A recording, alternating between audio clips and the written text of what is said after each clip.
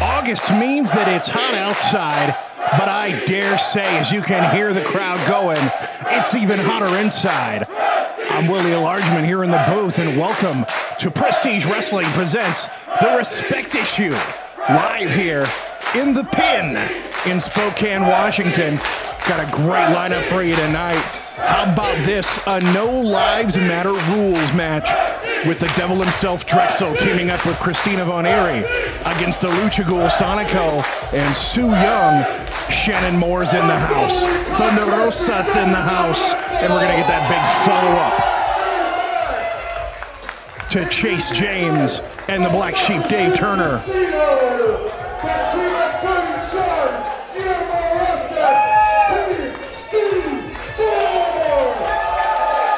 But we're going to kick off with a big tag team match here. You heard the ring announcer say it, Team C4.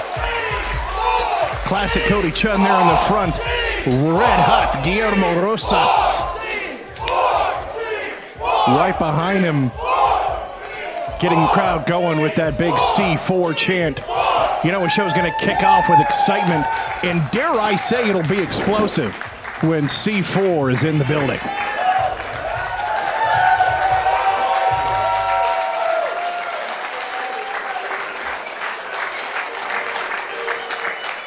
They do have quite a challenge ahead of them with their opponents. Known a bit more in the Canadian scene than here in the States. But we're always glad to see international talent here in Spokane.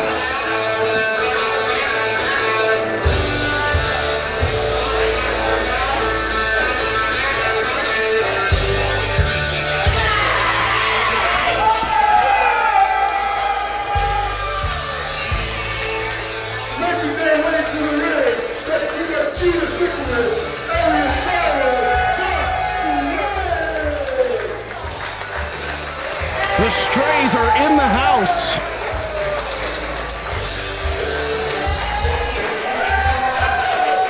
I don't know if you could really call them Strays anymore when they're back in the building. Elliot Tyler entering the ring. Judas Icarus close behind there. Elliot Tyler trying to get the jump on C4, but referee getting in the way before they have the opportunity to get that unfair advantage here at the top.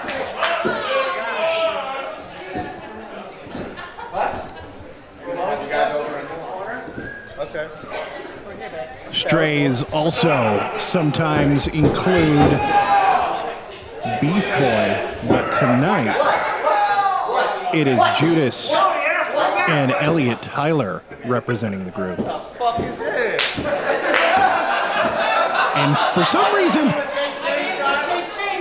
we love Chase James. Cody has Chase James' business card. Okay, now let me start. I'll get at it. Judas saying he's going to start for the Strays.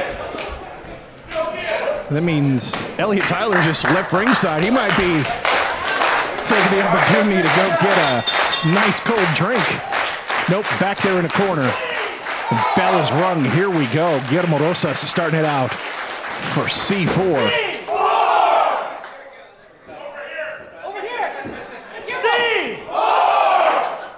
Each side of the crowd wanting to be able to represent in the C4 chant. Even Elliot Tyler wanting to get in on it. That's kind of sportsmanlike if you really think about it. And why not a nice Canadian A? Kind of apathetic there. Makes sense if they're fans of Chase James, considering he's a member of the A team. Although they're more about Spoke Canada than just Canada. A good alphabetic chant back and forth.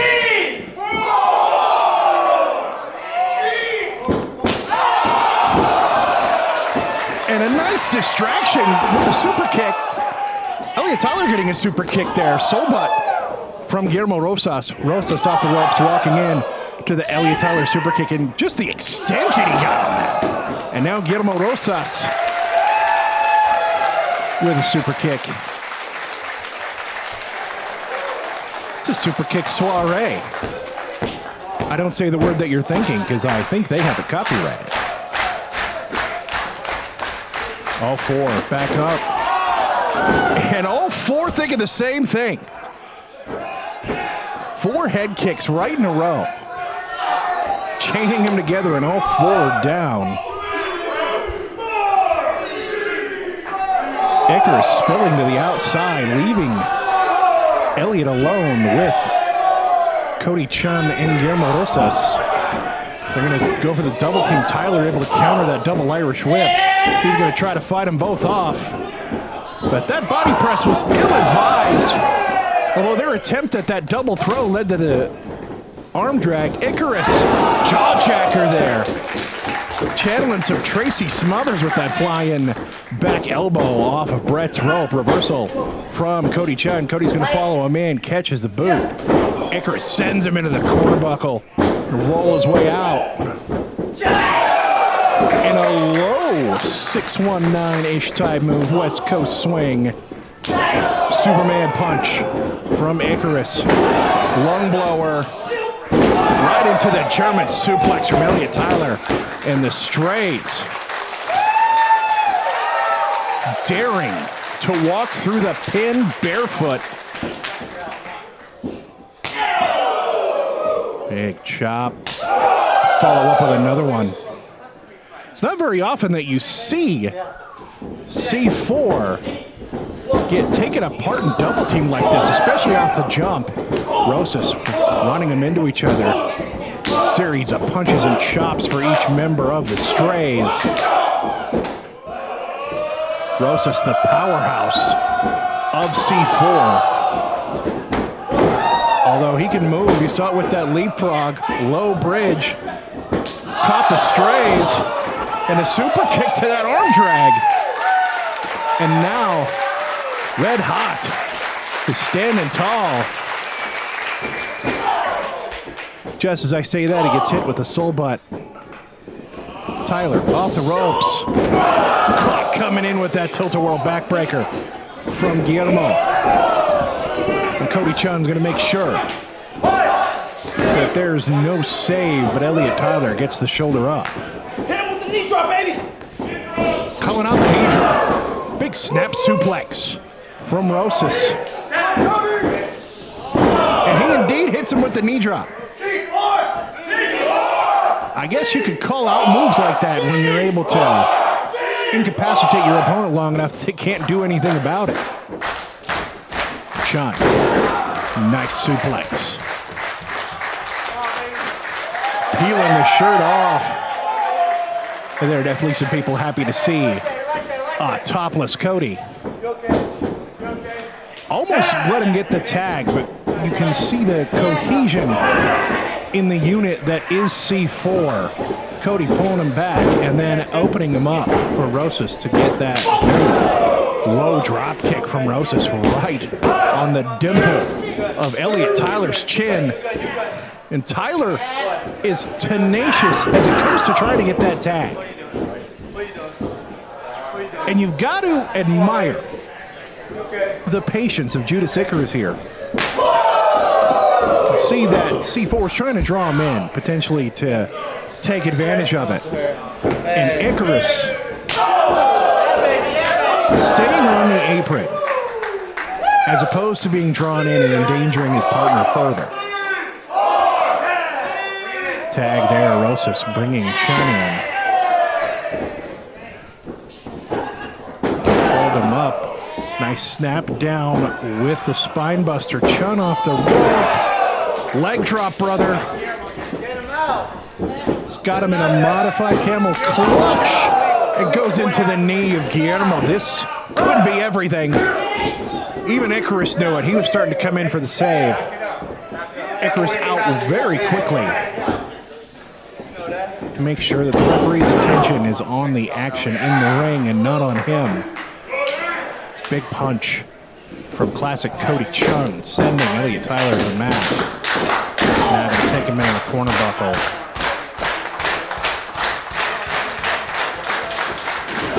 Going to go crossways, and he whipped him hard. Do you see how far out from that corner Elliot Tyler bounced before landing on the mat? That ain't nothing. One for the homies. Chun saying it's one for the homies. He poured out Elliot Tyler for the homies there. Two for the homies. We're going for two for the homies. We're sparing no expense. They poured out another Elliot Tyler.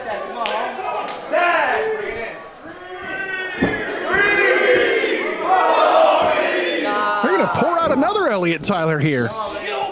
No, Elliot saw it coming.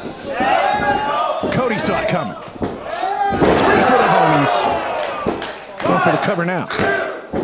Unfortunately, not three for C4.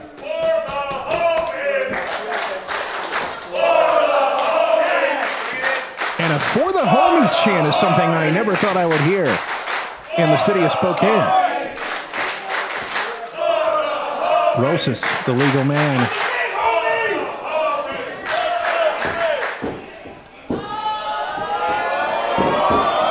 Channeling the British Bulldog with that running power slam. Could that be? No. Tyler hanging tough, and Icarus is eager. He's been on that apron watching his partner get punished. Poured out for the homies 4 different times. But it's C4 keeping their fresh man in the ring. Icarus hanging on to his partner. Nice comment, Gary there. Bicycle kick from Tyler. She's going to lead to the tag, and here comes a very fresh Judas Icarus. Back elbows. Drop step and a leaping back elbow for Icarus. Icarus sidesteps. Gary there onto Rosas. Gets the big man up on his shoulders. But Rosas able to counter and come down for the super kick. Rosas getting ahead of steam. And what a Spicoli driver there onto the knee. Is that going to be enough? It might have been, had it not been for that intervention from classic Cody Chun to break up the pin and save the match for Team C4. Chun for the vertical suplex. Icarus says no. Icarus says no again. And a magic killer from the Strays. And Rosas charging through Elliot Tyler to break up the pin.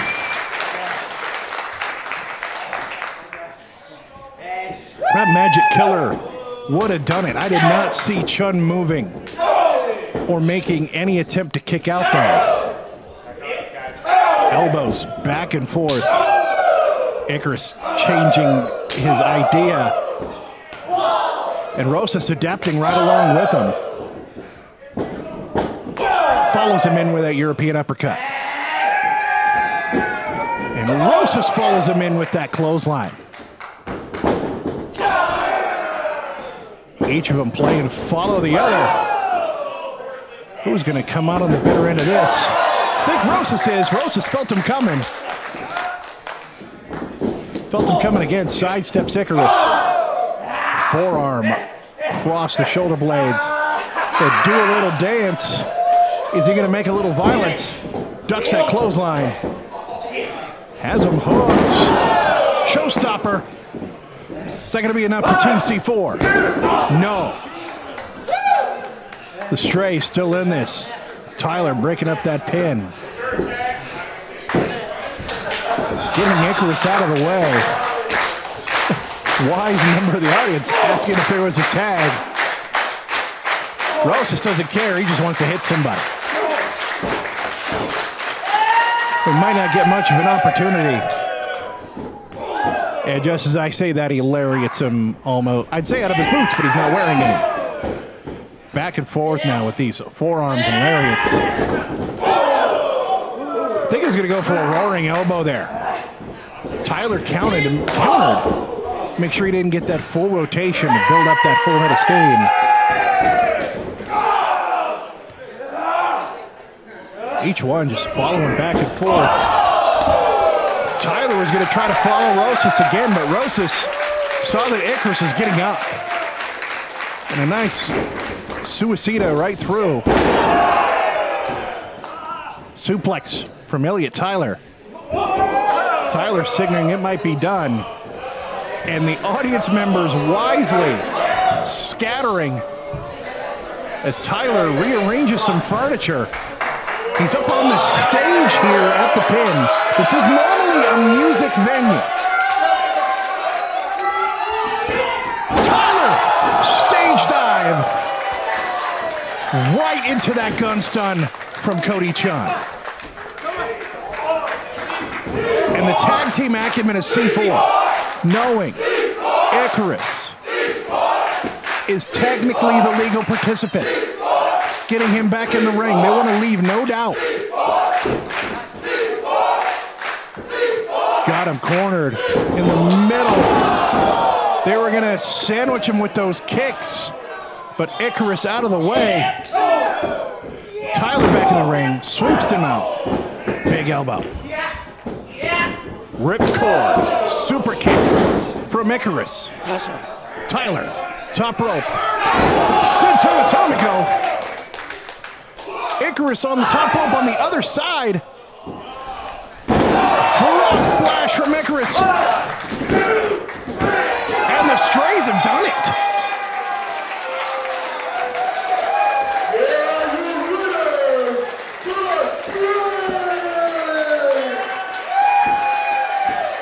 I dare say that's kind of an upset. C4 coming in as the crowd favorite and definitely the more well-known of the two teams.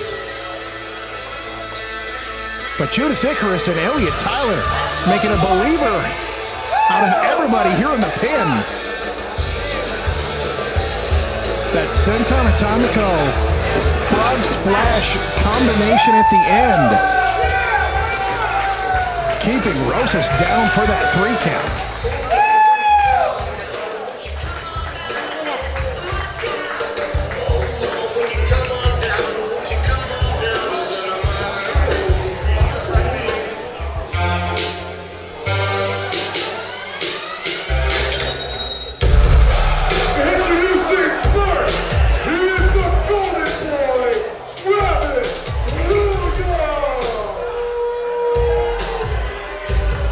This crowd is not very fond of the Golden Boy, and it's understandable why. When we were last here in the pin, Travis Williams got the win over one of his opponents tonight. Although many say that it was a really unfair win because there were feet on the ropes. And by many saying that, I mean everybody but the Golden Boy.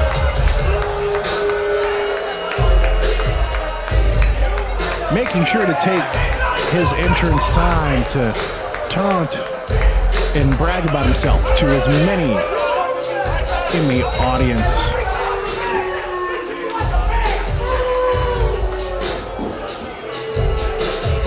And the Golden Boy has graced us with his presence here in the ring.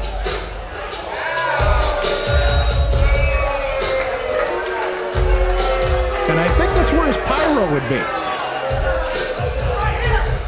You'd think that a guy who says he has so much money, he would just buy his own. I mean, if I did, I would. But I'm weird like that. This is going to be a 3-way dance here.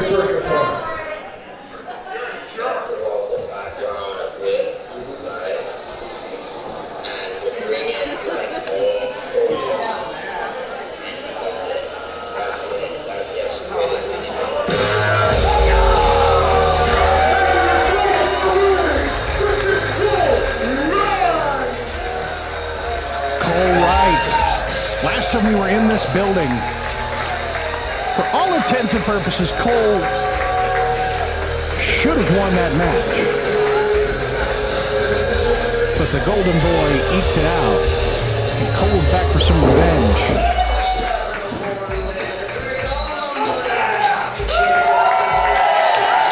I think Cole would have preferred the one-on-one contest with the Golden Boy, but Prestige Management decided that it would be better if they tossed in a little bit of a wild card. And it's quite a wild card that they have tossed in. Cole getting his straps up, getting his gear in place. Golden Boy taunting Cole already. And your opponent.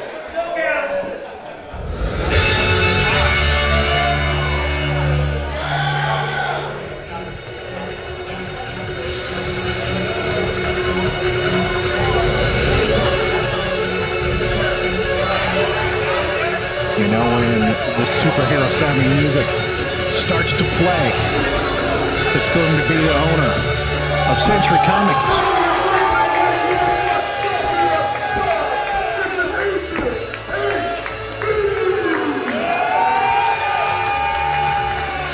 Ethan HD, clad in purple.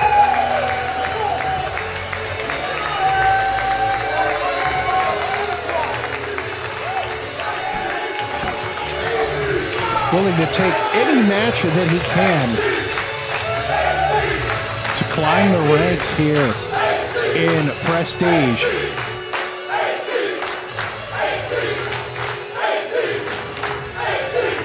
And of course the crowd behind the Sultan here.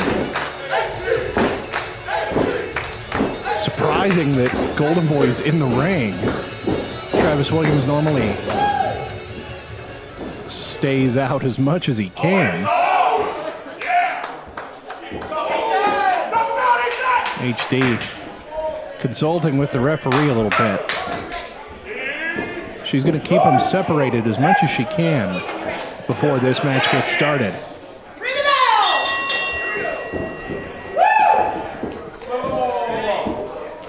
Hey, you know what I heard today? What? I heard that he doesn't like your dumb little trucks. That's what he was saying. I didn't say that. You know what he was saying? Williams trying to stir up trouble between his other two opponents. Kind of tough to gossip when the other guy's still in the ring. This might have been better served to have been done in the back. But Ethan HD's kind of a hothead.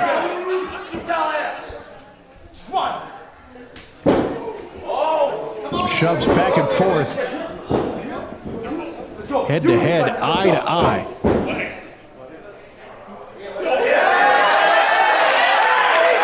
And Cole Wright, the voice of reason.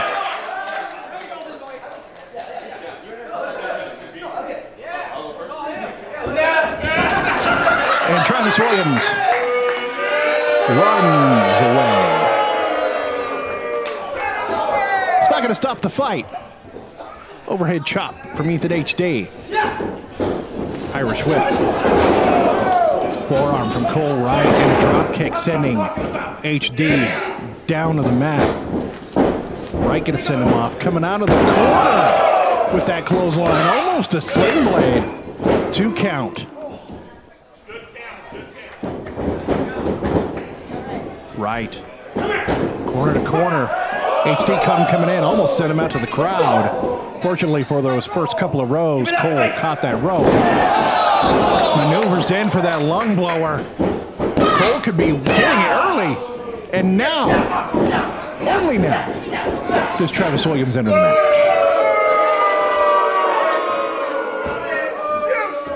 Williams getting the appropriate reaction from the crowd here.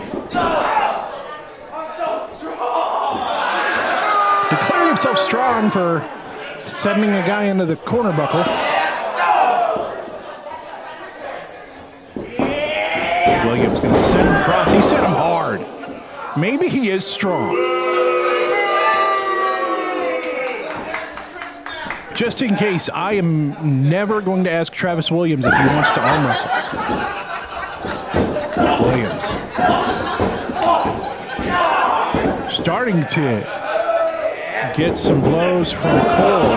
Looked like Williams had gotten the advantage. Cole has that waist lock. Nice counter with the elbow. Swing around. Enziguri from Travis Williams.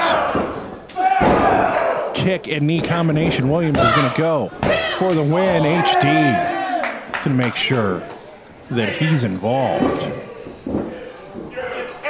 The sad thing about Williams' attitude is how talented he is.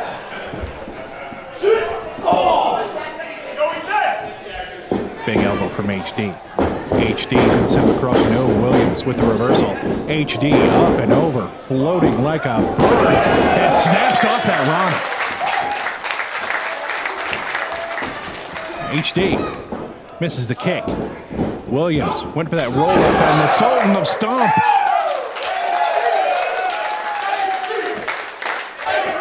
Cracked him in the lower back with 2 feet and gravity. But don't forget about Cole Wright. Cole up on the top, double body press from Cole Wright. And Wright going directly for Williams. This is kind of personal for Wright. Sending HD. Spinning him around into that gun stun.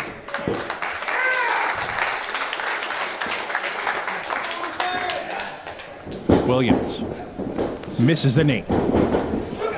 Drops down, lowers the rope, sending HD to the floor. Telling the crowd they had better move.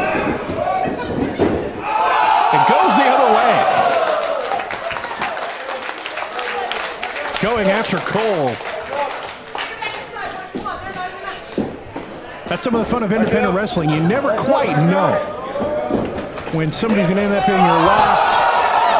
And what a leaping moonsault from Ethan HD. Double jump there. Apron, the middle rope to opponents. HD flying like a superhero.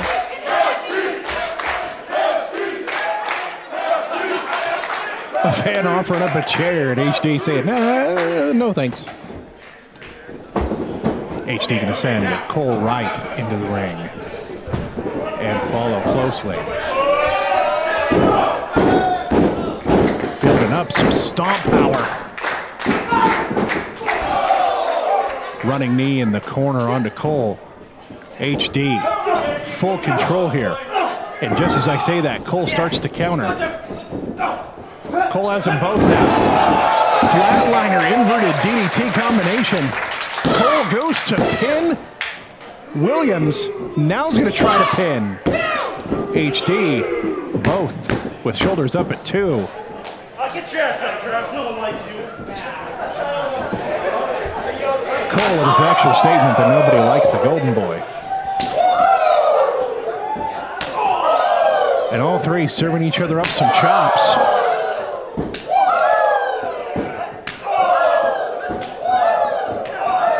HD, definitely more known as a striker out of the 3, though they may have rope-a-doped him. HD now gets a chop from both. Williams sending Cole hard out to the floor.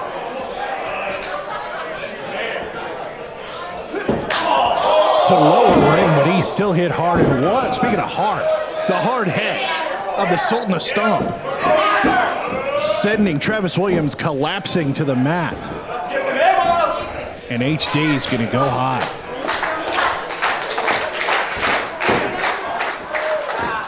Though he took too much time, Williams caught him climbing. Referee trying to get him to get HD off the turnbuckle, and I think that's his plan exactly. Though not if HD has anything to say about it. Cole has got Williams in the electric chair. Thought we might see a doomsday device, but HD defying expectations, kicking him into the drop. And I think we've got some levels. If it's 2 double stomps, does that make it a quadruple stomp? You know what, I'm going to say it. Quadruple stomp from Ethan HD. Pulls Williams away from the ropes. Gets that momentum on the shooting star. We've got 2, and Williams somehow, with the guts and fortitude, to get that shoulder up. He gets out of there. And it's HD. And Cole Wright. Cole not backing down.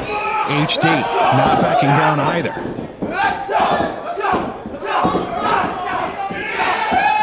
HD's got the kind of elbow that can stun a bear. But Cole Wright following up with one of his own. Back and forth across the ring, just smacking the hell out of each other.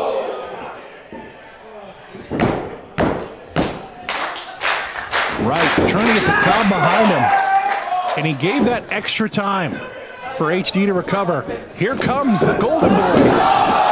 Took both of them to the streets there with that slingshot DDT.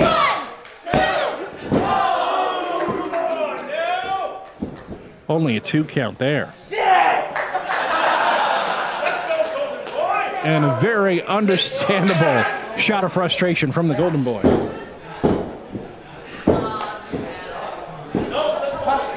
You think you're better than me?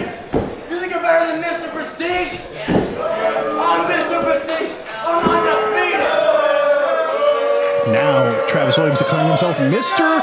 Prestige. HD, combination of kicks, big elbow. And HD goes to the eyes.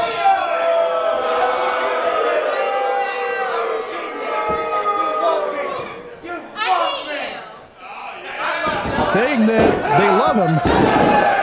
I think they're going to love seeing Cole Wright throw him around here. Second German. Cole. High angle. Abandons it when he saw HD coming in. Smart wrestling from Cole. 2 German suplexes for HD.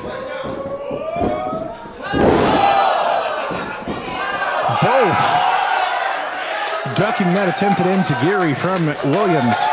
And now we've got waist lock on waist lock.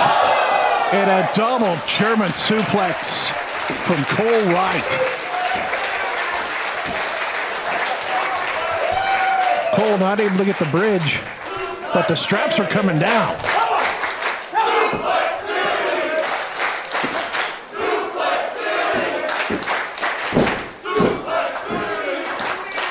And at least for the moment, we're no longer in Spokane.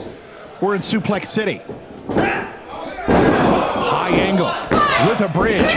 Cole gets 2. Williams breaks it up. And Williams going back out to the floor. Enziguri from the floor. He's going to take it to the streets. Cole saw it coming. Caught him. Williams out the back door. A couple of elbows. Pele kick from the Golden Boy. Cole, backbreaker, keeps him hooked for that high angle suplex with the bridge. HD coming in, and Ethan HD gets the win.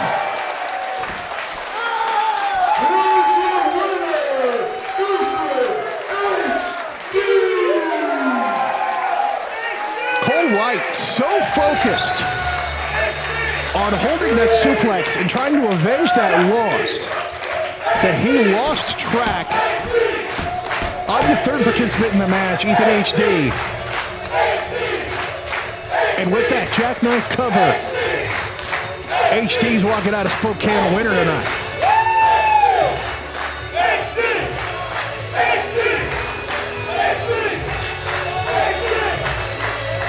Cole Wright just looking frustrated in the ring. And who can blame him? vengeance, and instead he got defeat.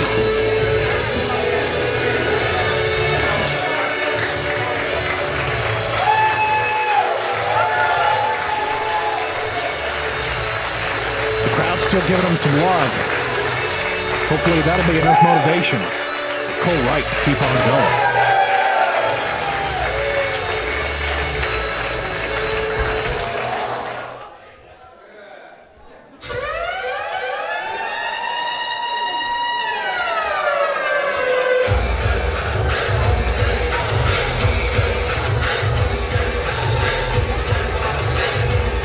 Keeping it going here at the respect issue.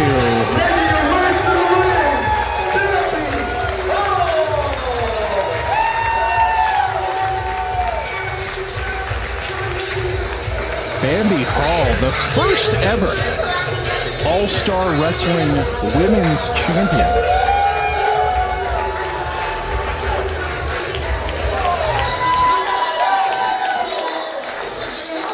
Third runner-up in her rookie year for Rookie of the Year in all of wrestling for Pro Wrestling Illustrated.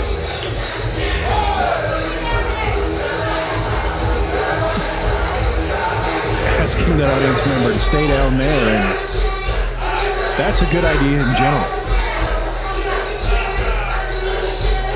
I like my spot where I can see the ring, but they have to go out of their way to get me. Going over the referee's count with them.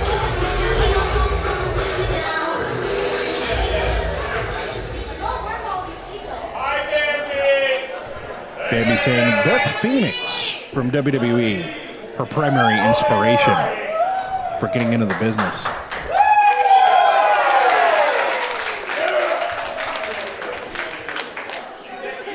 And your opponent.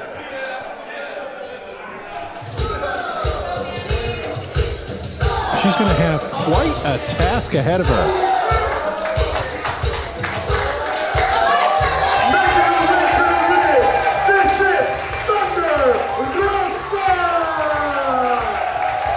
The pin is being bathed under a Cobra Moon as here comes Thunder Rosa.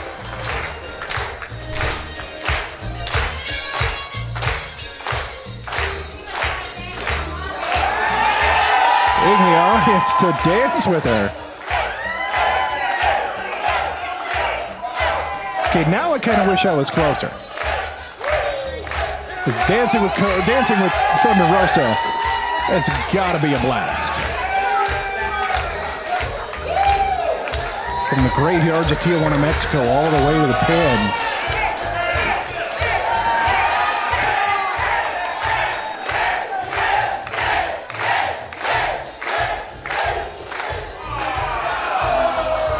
And that's very gentlemanly of that fan.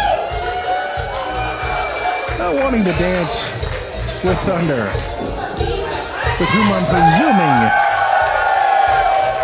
is his favorite gal already sitting next to him.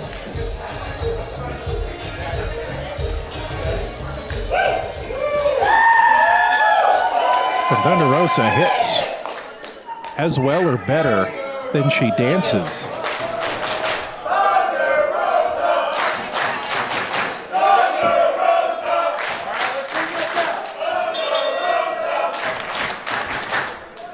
From the sounds of it, Thunder Rosa definitely the favorite of the two between her and Bambi Hall. Bambi.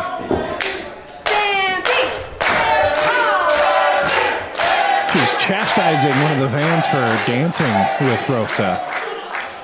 Trying to get a Bambi chant started. It didn't last very long. Rosa saying, Bambi's got to dance.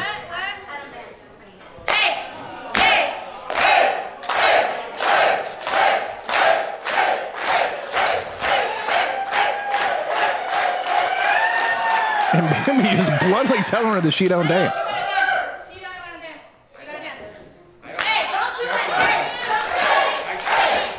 Referee trying to stay impartial. But with the infectious energy that is Thunder Rosa, you can't help it. Want to dance along with her. Fortunately, camera's not on me. I was kind of wiggling my hips a little bit there, too. But dancing time's over. It's wrestling time now.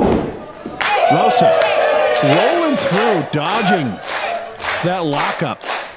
Just smart. Bambi is definitely going to have a power edge.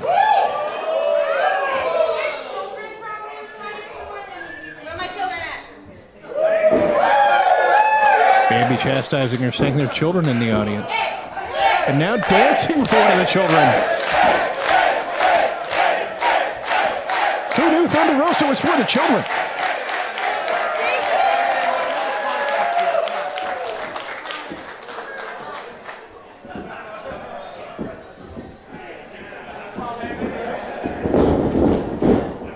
Bambi drop stepping, going around, and now it's her turn to dodge a lockup.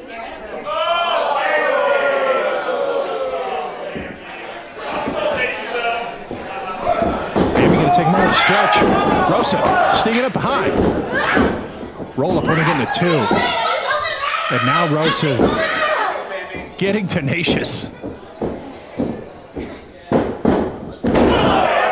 Sitting down by her hair by Bambi Hall.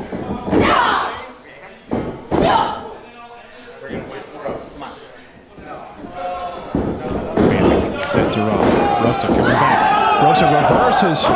Nice lucha roll up. Roll her through. Irish whip, nope, reversed by Bambi. Ducking the clothesline. Snapmare from Thunder Rosa. Off the ropes, low clothesline, and gonna go for the pin. And Bambi's gonna take a break for a second.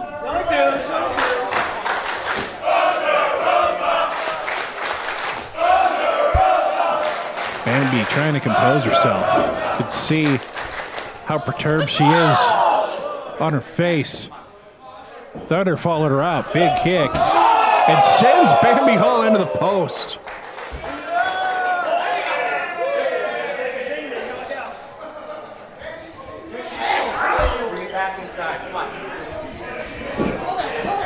Rosa asking the crowd to hold her. And they heard that chop at Overfoot Park.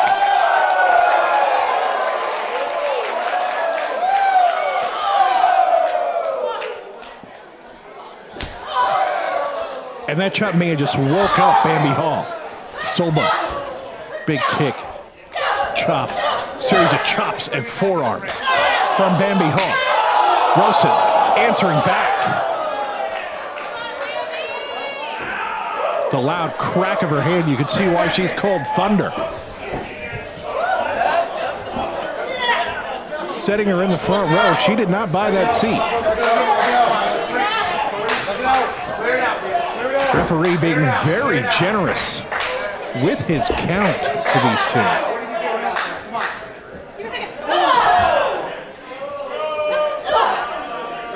Rosa, series of kicks.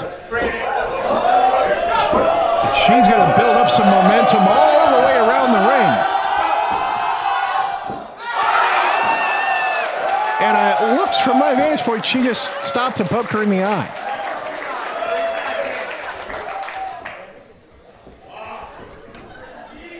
Thunder Rosa back in the ring.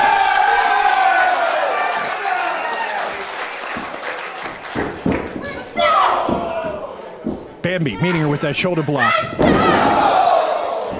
Nice leap in off that bottom rope for the X Factor from Bambi Hall. She gets the cover. 2 count, although some may argue it should have only been a 1 count as quickly as Rosa was kicking out. And this is where Bambi has got to keep this. Using her tenacity. And I hope this doesn't come off as derogatory, but using her weight advantage. Bambi taking as much of that referee's count as she could. Choking Rosa. And charging in with that avalanche. Covering out again from Bambi Hall. We've got 2. Thunder Rosa out. Low drop kick from Bambi Hall. Cover again.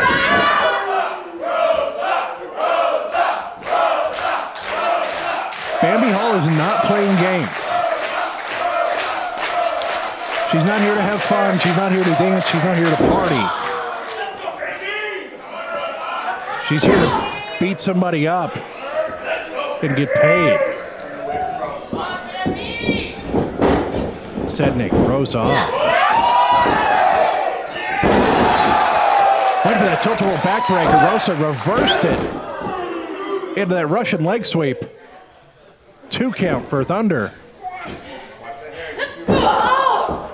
12-6 elbows from the top of the head. You want to see what I just learned in Japan?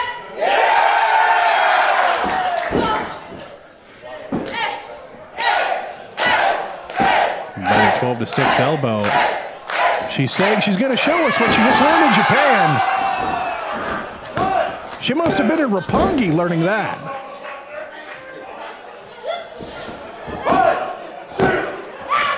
2 count again. Bambi looking wide-eyed.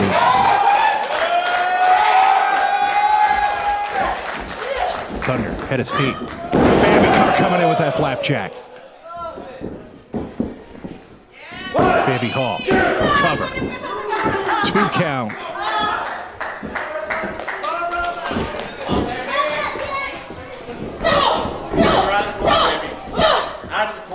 What a series of stomps. And I don't think Bambi is just giving her she wasn't just spanking herself for funsies. She was letting the crowd know that there was about to be a hip attack in the corner.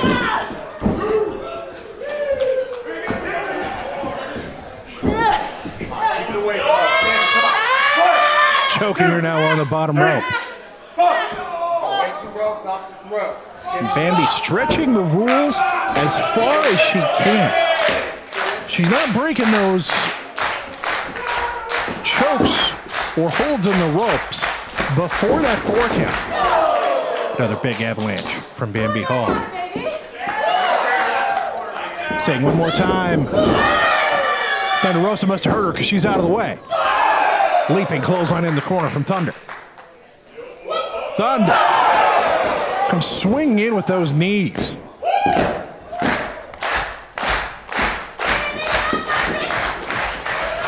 Rosa, leaping drop kick. With Bambi there draped against the ropes, gonna pull her away from the ropes now. Only a 2 count. Bambi Hall. Shoulder coming up off the canvas.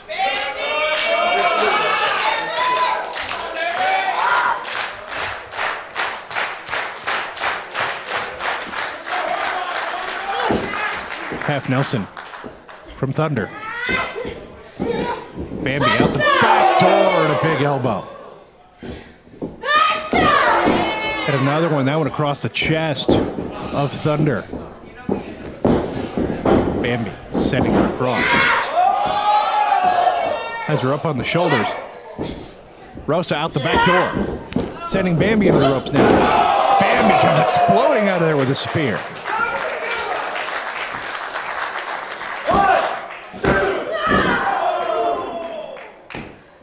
She said Thunder Rosa had to go down and had to go down hard, but Thunder Rosa kicking out. Ready for another down like a great quarterback would be.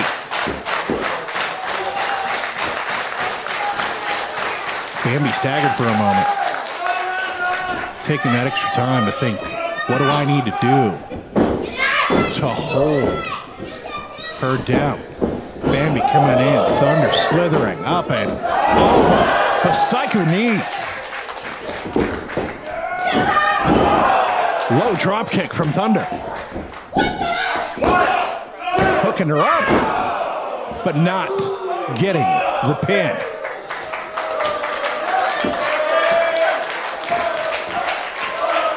Couldn't tell there. Okay. Couldn't tell if she was pointing at the top rope or if she was just trying to draw energy from this crowd here at the pin. But Rosa perched on the top. Went for a double stomp. Bambi out of the way. Bambi kick to the gut. European uppercut from Bambi Hall. into a back elbow from Thunder Rosa. Rosa drop kicking the knee out from under Bambi. Head of steam. Leaping through. Rolling her into that choke. She's got that in deep. She's got the hooks in. If Bambi's going to get out of this, she's going to have to carry all of Thunder Rosa to the ropes or counter in another way. Rosa's been doing a lot of MMA study. Bambi looks like she's still in it. Squirming around enough. You can see the grip that Thunder originally had around the neck. Trying to cut off that blood supply to the brain, not as deep as it originally was. Bambi is to her feet with Thunder Rosa on her back. Couple of elbows, separates. Backpack stunner from Bambi Hall. Bambi with the cover, 2, and that is it.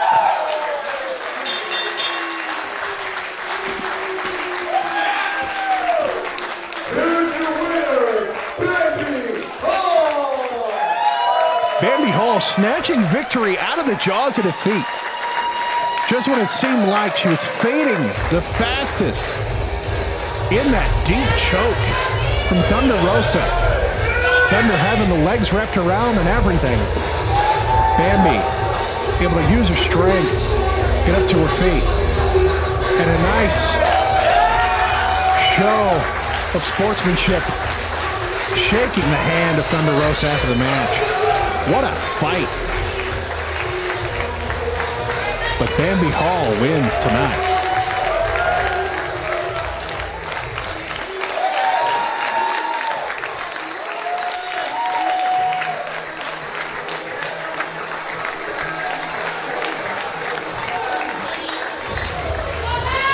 While defeated, Thunder still getting some love from Spokane on her way out.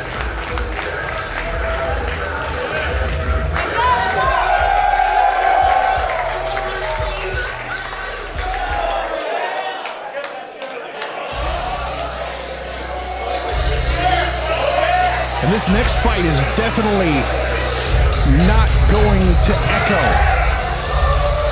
those sportsman vibes. The Black Sheep, Dave Turner. Last time we were here, the Black Sheep took on Chase James and made it very personal. Even getting into the face of Chase James' mother before getting himself disqualified and saying the heck with it. This time, that option is not available. No disqualification between the Black Sheep and this man.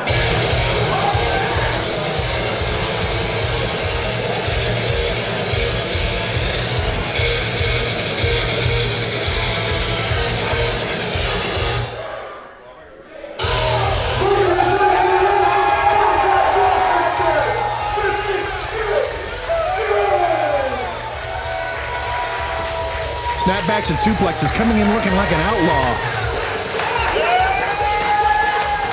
And he's already grabbing a Singapore cane.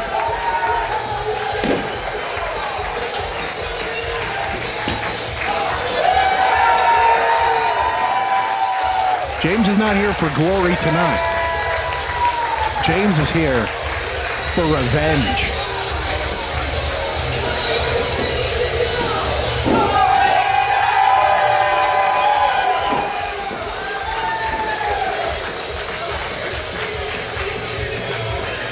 Turner, defiant. No weapons from Turner. Just a mean, painted face.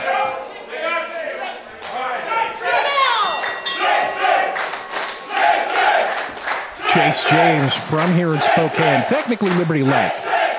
But if you throw a rock hard enough from where we are, you can hit somebody in Liberty Lake. Though please don't. They hate it when you throw rocks at them.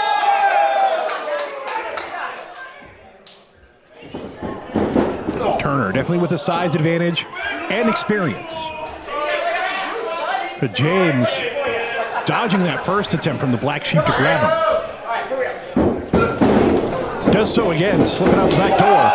High kick from Chase. Chase has been doing a lot of Brazilian Jiu-Jitsu study to vary up his game. Loves throwing in those kicks when he can. Going all the way to the top. Diving onto Turner. Is this going to be it right away? No, Turner. Emphatic kick out. Sending James across the ring before rolling out of it himself. James is going to follow. Chase right behind him. And I think that punch just woke up the Black Sheep. I think the Black Sheep just realized he's in a fight. Throws James into that ring post. And winds up punching the ring post. And Chase not one to not take advantage of an opening. And he's taking that hand.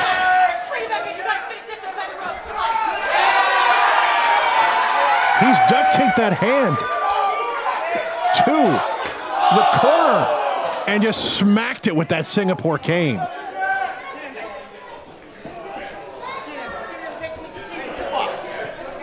That's got to give an advantage to Chase James for the rest of the fight. Because Turner loves hitting people, especially with his right hand. And again, across the hand with that Singapore cane. For those who tuned in last time we were here, this is no disqualification. James wants revenge. Apparently, he wants to make it difficult for Dave Turner to ever write a letter again. Small joint manipulation in the attempted Jujigatami here. Turner not quitting. James not waiting to give Turner an opportunity to counter. And just as I say that, Turner counters with that big clothesline, that roll of duct tape, going a little bit of everywhere.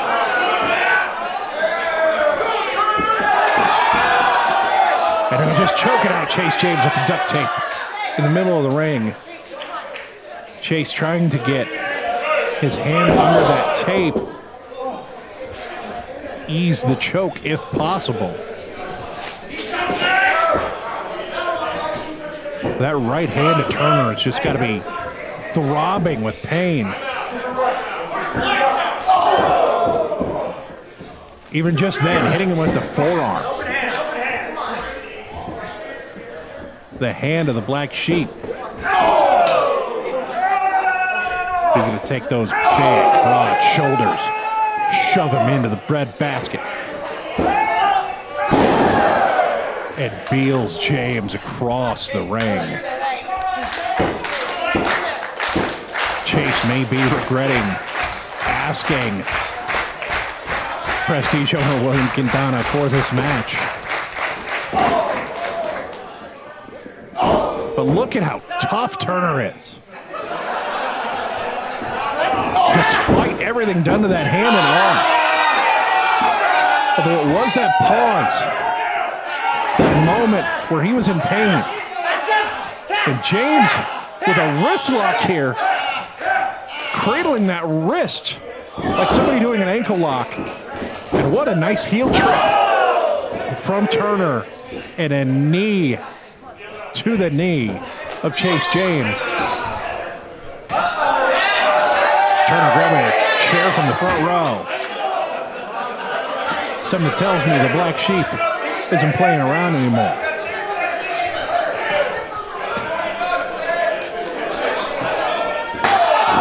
Hard across the lower back of Chase James.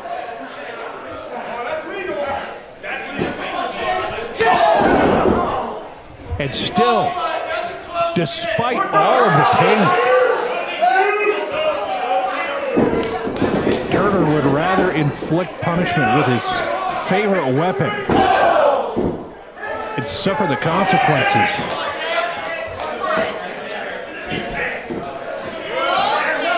And Turner is going for that corner buckle. Trying to untie it. You can see him having some difficulty. Can't imagine he has much dexterity left in that right hand.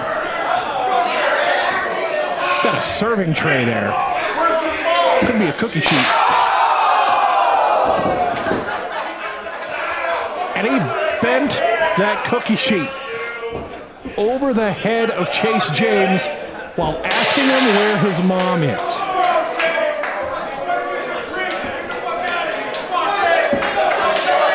And that corner buckle is exposed. That steel bolt. Chase ducking the punch. Slams that hand into that corner post. And now just using the rope cables to stretch that hand and wrist in ways it's not supposed to go. And while they're called ropes, these are just metal wire cables with some rubber around them, meant to help hold the wrestlers in the ring. Chase series of kicks, bringing Turner back to the center of the ring. And this, I gotta think, is a mistake. Turner countering and reversing that vertical suplex onto Chase James. Hubris got the better of Chase in that moment.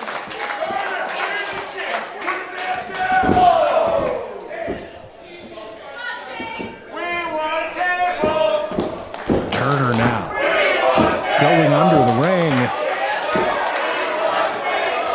And that's a bit heavier and thicker of a chair than the ones from the front row. What else could be under the ring? You never know what's stored under a wrestling ring at a wrestling show.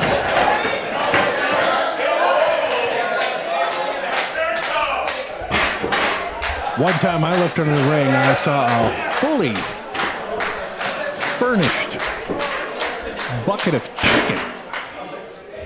I probably shouldn't say that into a recording because I done stole that. Body slam by Dave Turner onto Chase James on the chair. And Turner, this match is in his pace, methodical and daunting. Chase out of the way. I think Turner went splat into that chair. He was wanting to make a Turner Chase chair sandwich. Keep talking about food. I think I'm going to grab a snack during intermission. But you know who's not thinking about food? Either of these guys in the midst of this fight. Both trying to get to their feet. Turner flat on his back. And Chase summoning up the will to go for the cover. Turner, shoulder up. But Chase going right back to that Juji Gatame.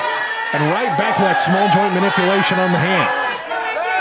Look at the anguish on the face of Turner.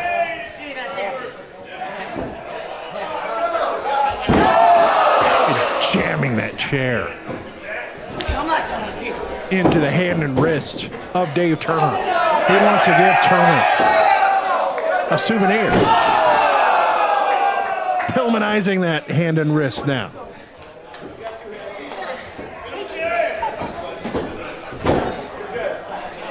James rearranging some of the furniture here. Something tells me he doesn't have those chairs positioned in such a way for aesthetics. One clubbing blow from Turner, and James is laid out across the chairs. And Turner's going to climb again. Last time he climbed, it was a mistake. And this one's no different. But that's how far above James Turner thinks he is. Turner still just out of instinct and habit, trying to punch him with that right hand. And now Chase is biting him. And Chase throws him off the top rope and through those two chairs. Is that going to be enough? Chase James gets his vengeance.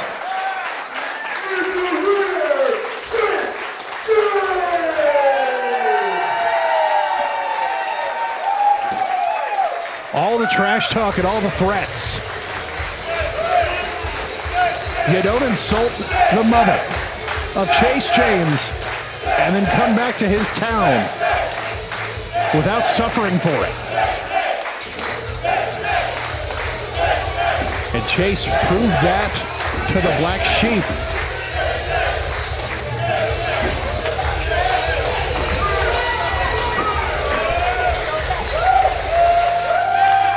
And Turner's hand is definitely feeling the consequences.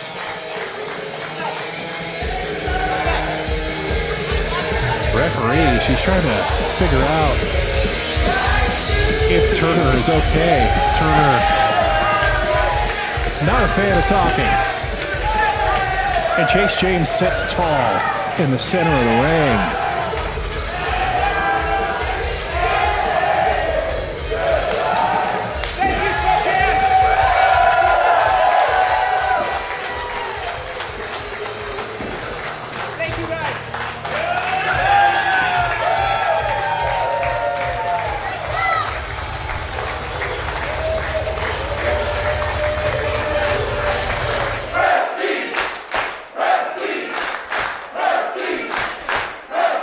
Those of you watching this, you missed intermission, but don't worry. I had a beverage on your behalf. One word.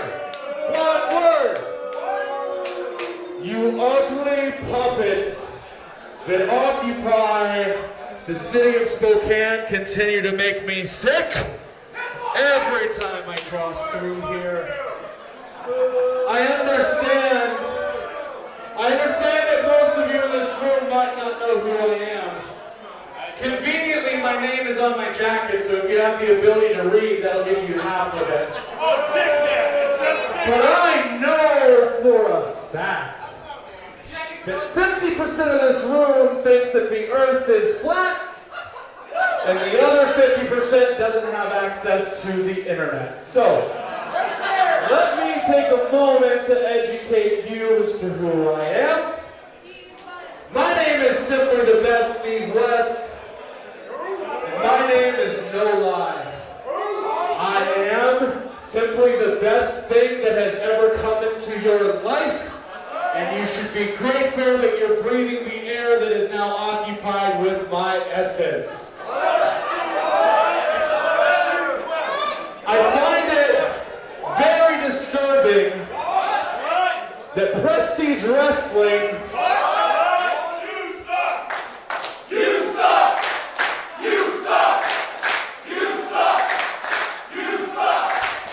Crowd letting Steve Best know exactly what they think about him.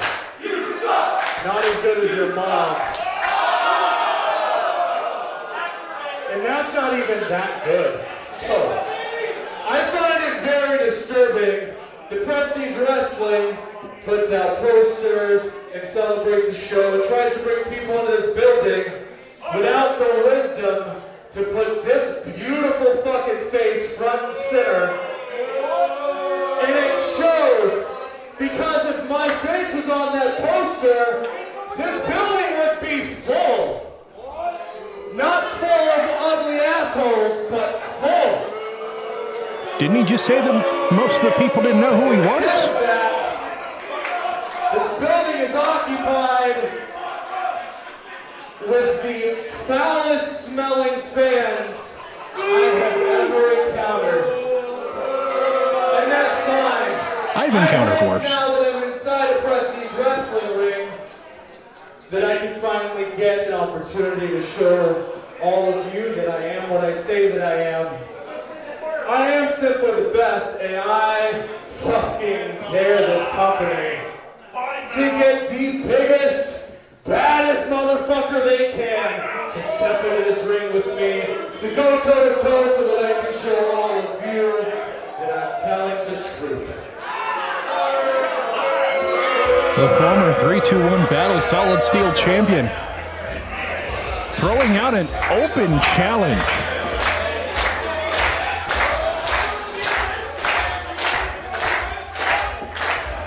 And if there's one thing I've learned in the sport of professional wrestling, an open challenge is almost never a good idea.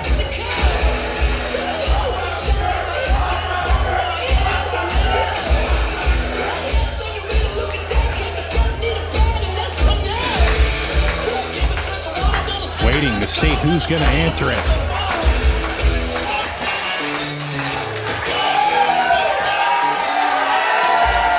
He wanted the biggest and the baddest. That's Jackson Price of the A-Team.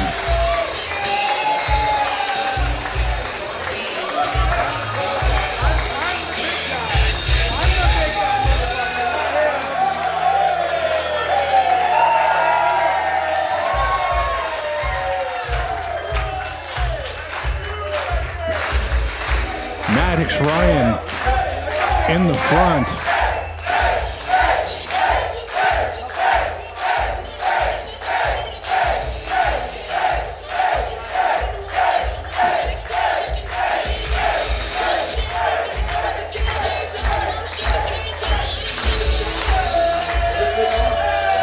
And the king of giants. Taller than Maddox, and he's on the outside of the ring.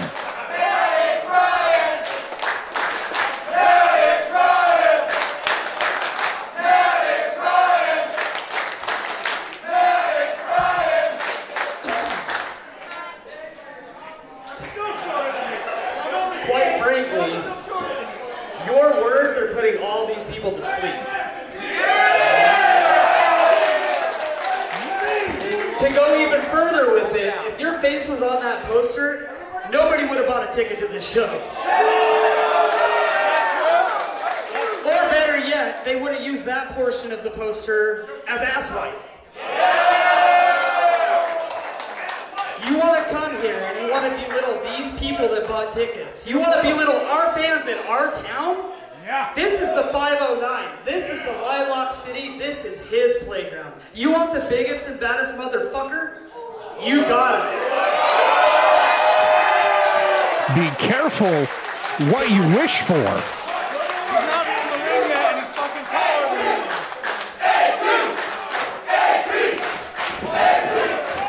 And this is smart by West. Trying to get the jump on the big man. Although maybe going directly into his grasp wasn't that bright, and he suffers a big headbutt from the large cranium of Jackson. Jackson following him to the floor. Big old chop. Frying pan across the ugly tattoos of Steve West. And giving their fans an opportunity to get a little redemption.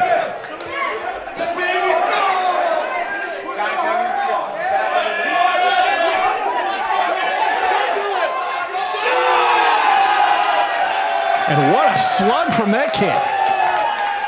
Somebody sign him to a developmental deal.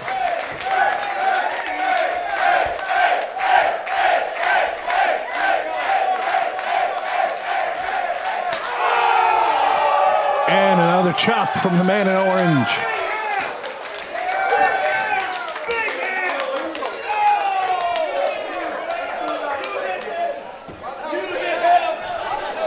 West trying to get somebody to hit Jackson on his behalf. And yeah, that's a fool's errand right there. Jackson on the stage, tossing West all the way from the stage into the ring.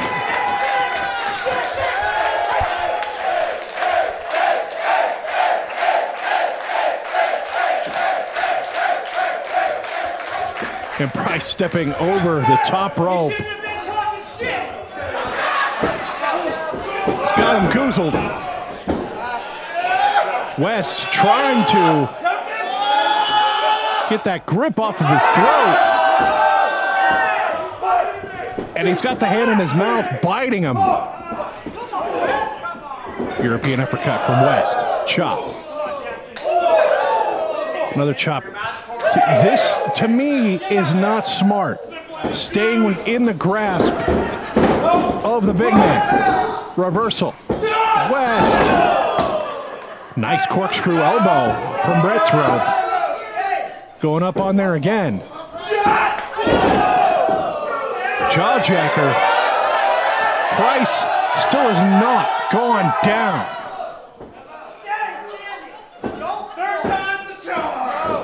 West just got caught. And a bear hug from the big man.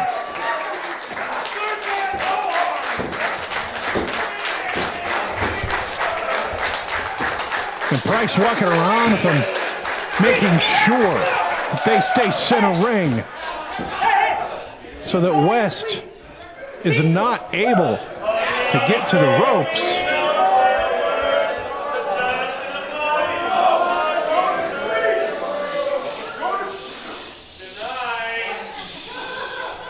And he may have gone night-night. Or just rolled him into that false sense of security. Claps the ears. And again, trying to strike down the Giant. Working out for him. Finally getting Jackson off his feet. West, hip attack. You can stay there. Cool. And another one. Doing a little bit of strutting after a pair of hip attacks.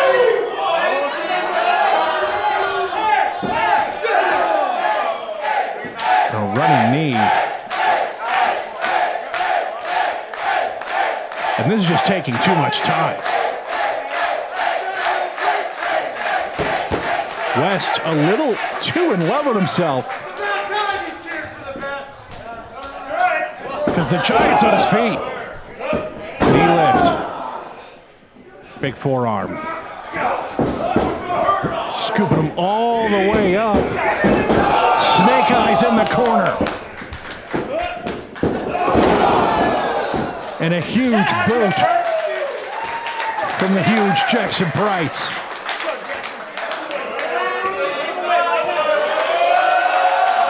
Jackson's ready to close it out. Got him by the throat again. Is this going to end the way it did before? No. It was cheating, but it was smart. West got him in the eye. And now got him quite a bit lower. Kick to the ding-ding from West. Lung blower from the second rope. Steve West, 2. And West has conquered the Giant.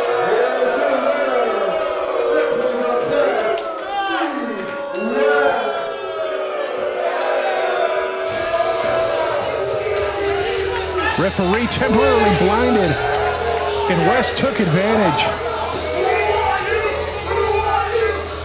Going low on Jackson and getting that lung blower, that backstabber.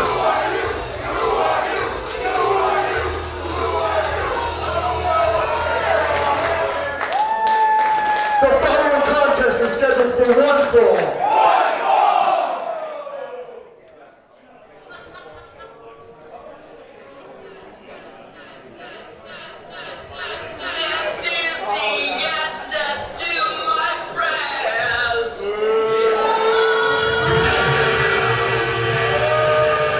Introducing first, he is the Shogun of Tacoma, Santiago. Trained by Tim Flowers, the Shogun walking in confident.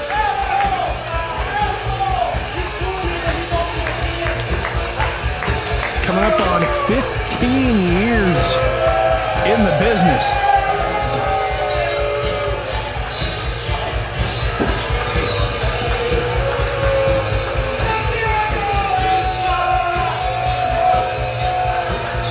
Mostly known for his time in the American Guns with the man we saw earlier tonight, Ethan HD. Though he is a former DOA Grand Champion and former ECCW Canadian Champion. But a lot of the titles on his resume are as a tag guy. Tonight he wants to prove it one-on-one. And he has got quite a task in front of him.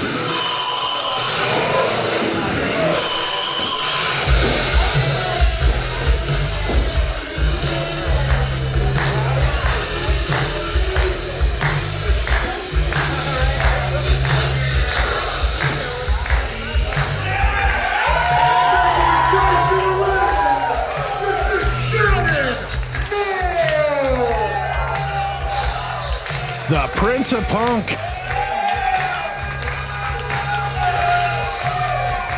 This man trained by the Hardy Brothers with some finishing up in the WCW power plant. I'm fairly certain you recognize this face.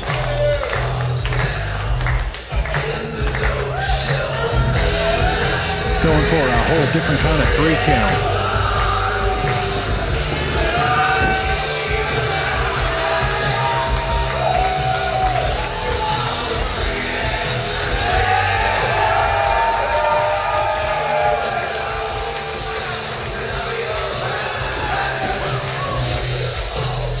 Too many titles for me to be able to name over the course of an entrance.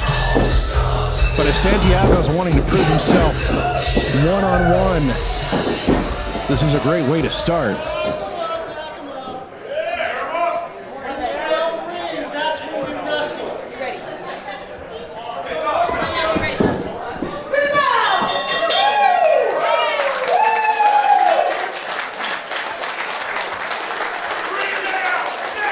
The Shogun of Tacoma, the Prince of Punk.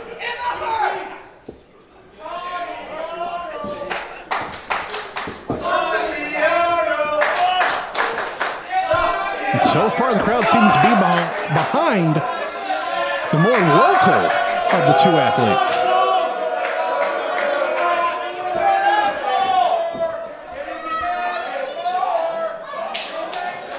Catching Shannon Moore before he can get the jump on him.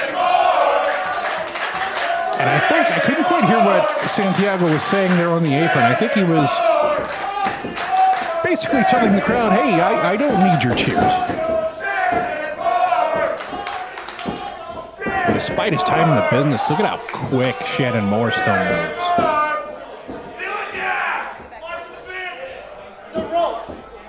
It's like it's the year 2000 again, and we can't get him out of our heart. Give him the count. See, even they know.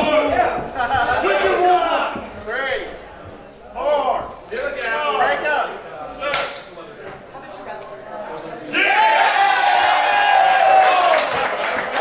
And the referee saying, Aubrey saying, why don't you wrestle him? That is kind of the point.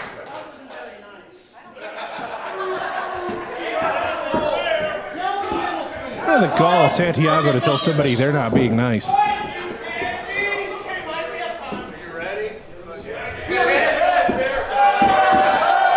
And Shannon.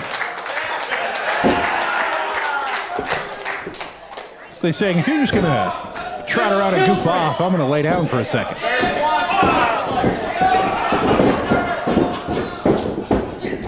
And finally, we have a lockup. Santiago powering Shannon Moore back into the corner. And a rough bit of a shove.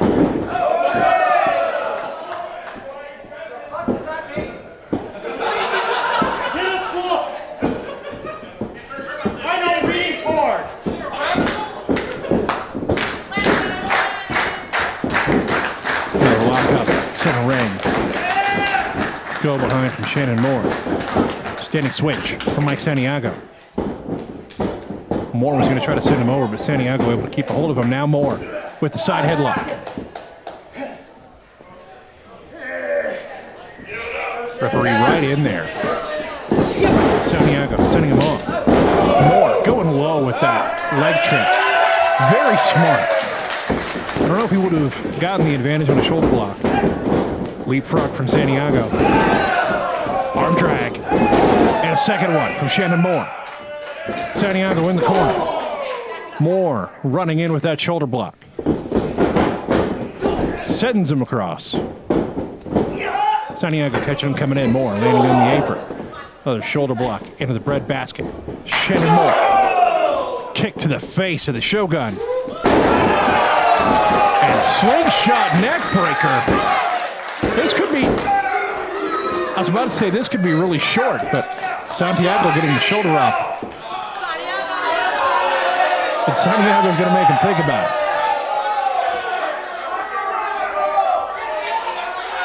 as he heads over to the bar. Shannon Mordo has him in his sights. But Santiago saw him coming. Big forearm. And now Santiago with the neck breaker. Only a 1 count before Moore gets the shoulder up. Raining down fists on one half of Inc.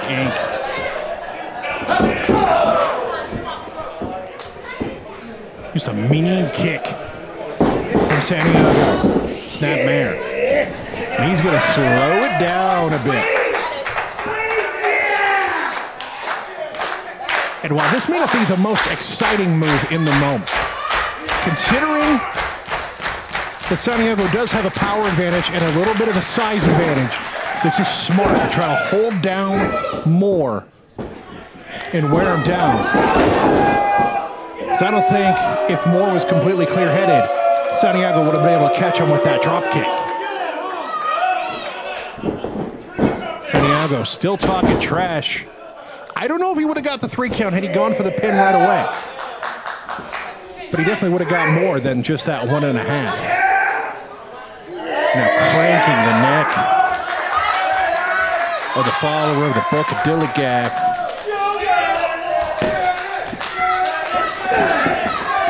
And a stomp right near that kidney. A little more. It's not going to stay down. Alternating elbows. Caught the kick. Didn't catch that one. Cover from the shoulder. Shoulder up from Shannon Moore. And now just choking him. I don't know what to do with my hands. And I don't know if lying to the referee is a disqualifiable offense, but if so,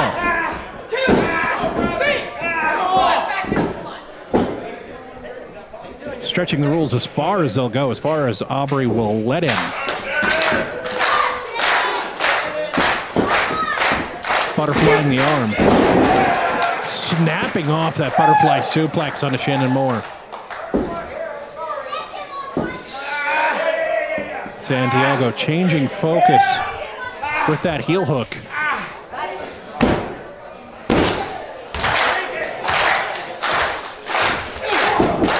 Moore. Look at the way he contorted his body for that. Not just throwing the kick, but throwing his whole body behind the kick to get Santiago to break that heel hook.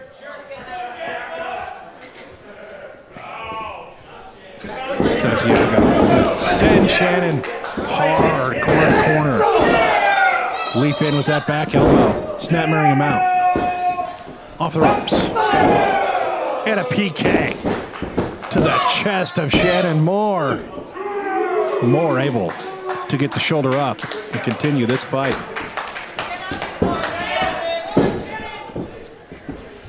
Santiago's going to pull Shannon. I thought he was going to pull him to the floor, but instead, it's out to the post. And he is just squeezing Moore's head up against the post. Said he was sorry and then went back to doing the exact same thing. He is getting on. I can't imagine he's not getting on Aubrey Edwards' nerves there. Physically breaking the hold. You can't test Aubrey Edwards like that.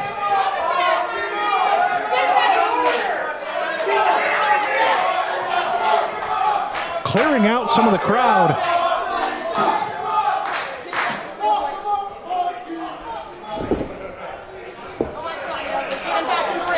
Santiago rolling in and out to break up the count.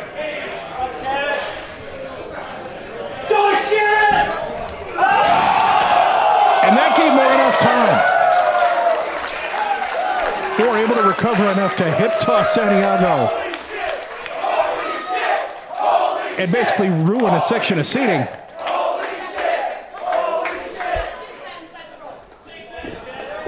And now it's Shannon Moore's turn to break up the count.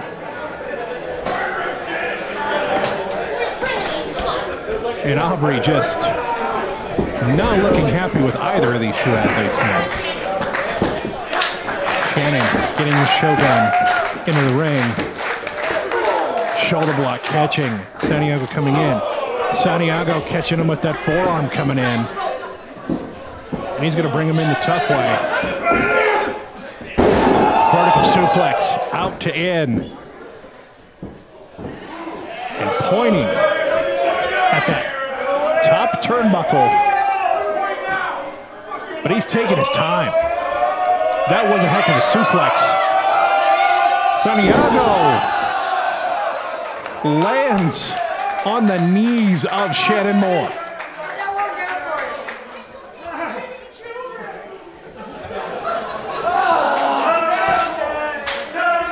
Now, critical point here in this match. Who's going to get to their feet first? Santiago has the advantage of being right by the ropes. Able to use those to get up. Shannon, now he's over in the ropes to get himself up. Santiago on his feet first. Santiago's going to charge across. Moore sidesteps him. Clothesline. And another. Shannon leaping back elbow onto the Shogun of Tacoma. Santiago was going to dump him out of the ring. Moore counters. And I think we're going to see a poke in the air. Tope Suicida from the Prince of Punk. Sending Santiago again into a pile of audience chairs. This was not the match that I thought was going to interrupt the seating. I thought that would be our next one. Shannon. Whisper in the wind. You know who we learned that from? We've got two. Santiago kicking out.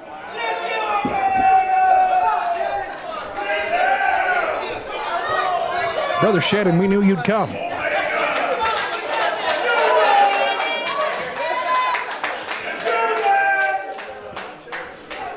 Shannon Moore making his way to his feet. Back in the corner. And he's got Santiago in his sights.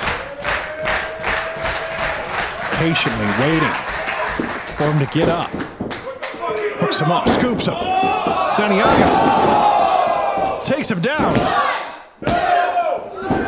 Shannon Moore somehow kicks out of that showstopper. Santiago rolls him up and rolls the elbow. Ripcord head kick. Shannon Moore still getting the shoulder off the canvas, keeping the fight going.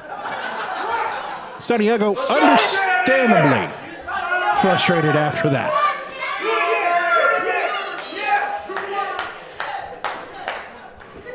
Points at the top rope again. It did not go well for him last time.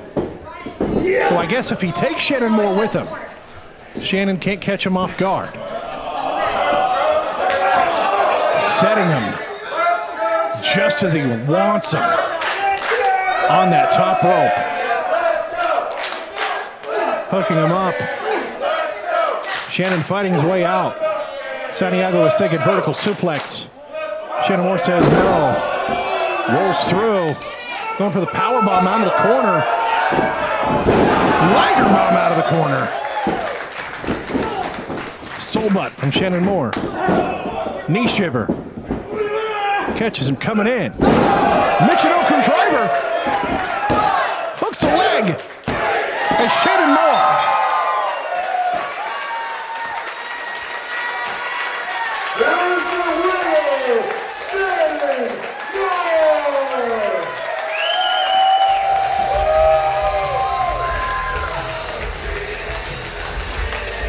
And the respect issue turns into the dope show. The Shannon Moore picks up the victory after that Michinoku driver.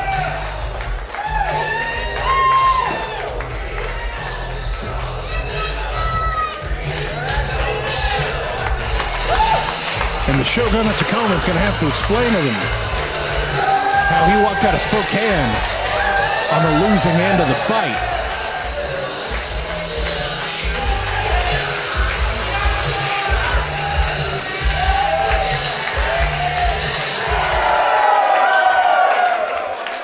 The following contest is a tag team match fought under No Lives Matter rules.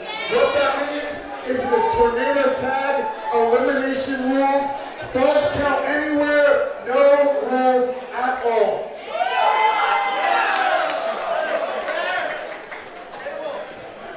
No lives matter. You heard the announcer say it.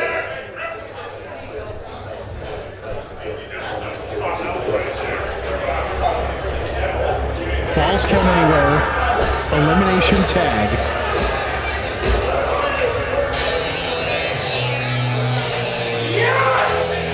And otherwise, the referee's just there to count a fall or to see if someone gives up. Making their way to the ring, the team of Christina von Eerie and the devil himself, Drexl. Last time Prestige was here, Drexl won a brutal contest.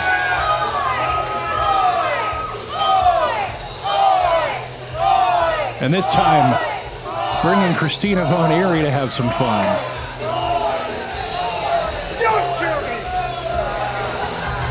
Just trying to scare a child in the front row.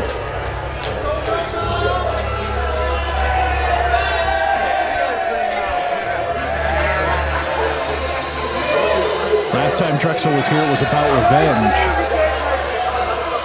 This time, I think it's just because he likes hurting people. And so does Von Eerie.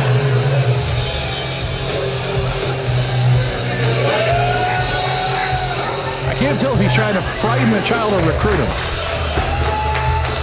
Hard to know for sure with someone as devious as the devil himself.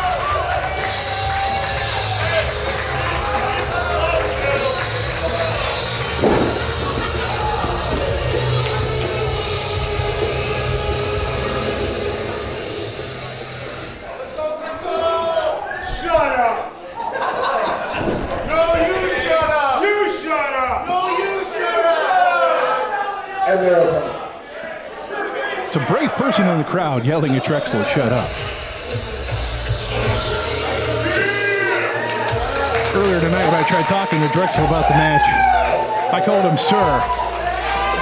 He said call me master, and I'm not too ashamed to admit that I did. He did call me good boy and then let me live, so...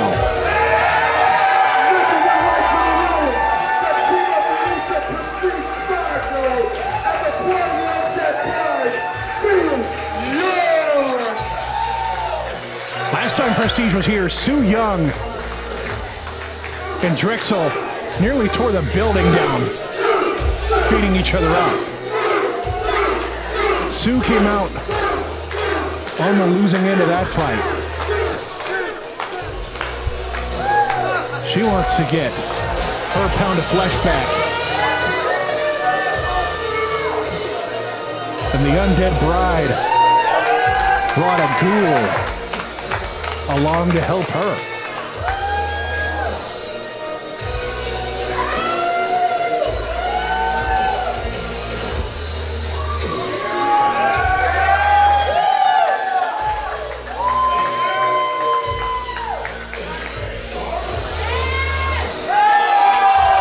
In the mist,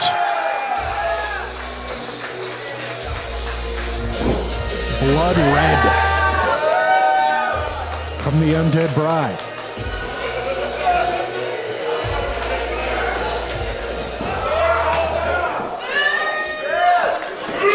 And you know you've got to cast a scary characters in a ring when Christina von Eerie looks like the normal one.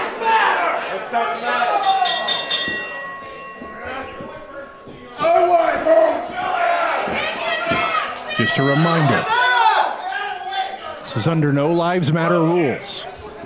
Falls count anywhere. Tornado tag. elimination style.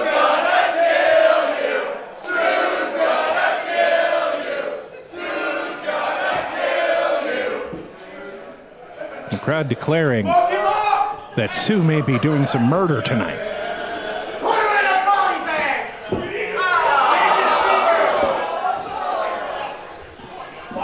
And that was interesting, but a great distraction to allow the bicycle kick from Von Eerie.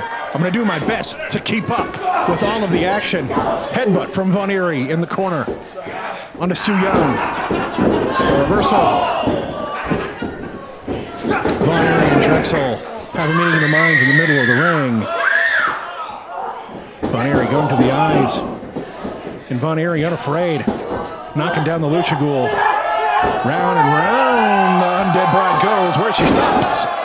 Flat on the mat with that side suplex. Von Eerie, big elbows onto Sonico, up against the ropes. Gonna send him off. No, Sonico's gonna reverse, sending Von Eerie off. Von Eerie holds on, ducks, go behind, standing switch, laser flat. Sonico with a front face lock as Sue Young just punches Drexl in the face, and a double bridging chin lock. Senton onto both from Drexl to rescue his partner. Make sure that she stays in the match. If she'd have tapped out, it'd have turned into a handicap match with this elimination rules. Von Eerie and Drexl setting Sue Young off. Manhattan drop. German suplex, holding for the bridge. Sonico breaking that up. Sonico now has a chair. Just throws it at the face of Drexl. He has another chair. And smacks Christina Von Eerie one with it.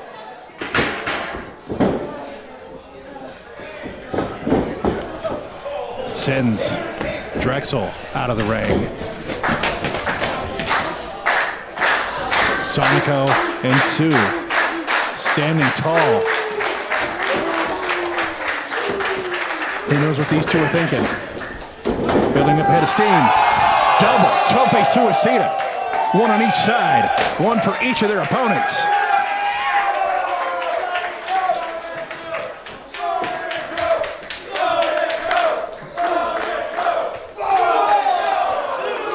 Sue Young pulling Christina Von Eerie to the counter there from Drexl on the other side. Von Eerie just sent down onto the floor into some of the chairs.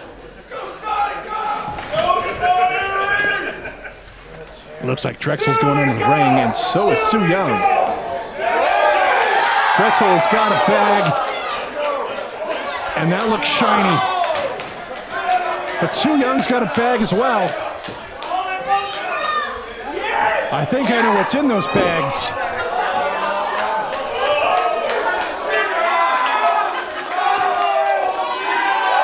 Yep, those are thumbtacks.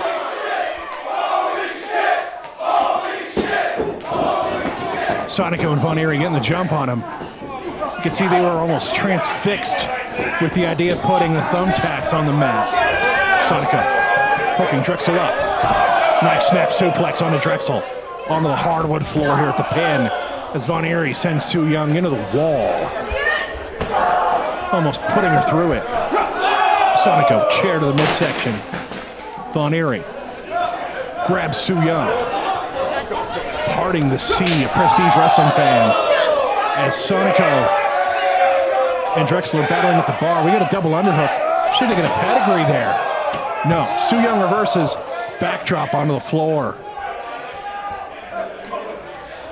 Drexl going to take a beer break. And that's some hops of barley into the face if it got through the mask of Sonico.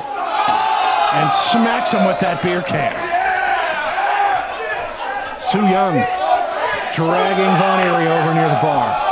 Sonico thrown over that little bar area. Referee trying to get him back in the ring. I think the referee should just relax. Sonico smacking Christina Von Eerie one with that can of Rainier.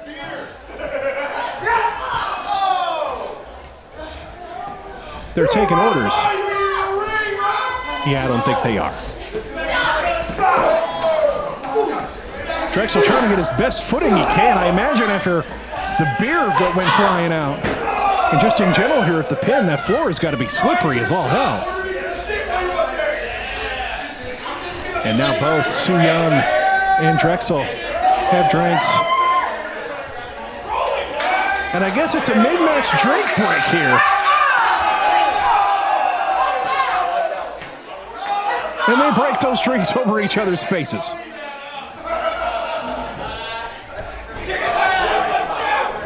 For any of you watching at home who are thinking, that seems like a nice, innovative way to ingest a Rolling Rock, trust me, you're better off just sipping it or chugging it.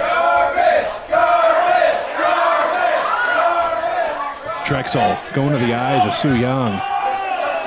Now they're in a completely different area of the building.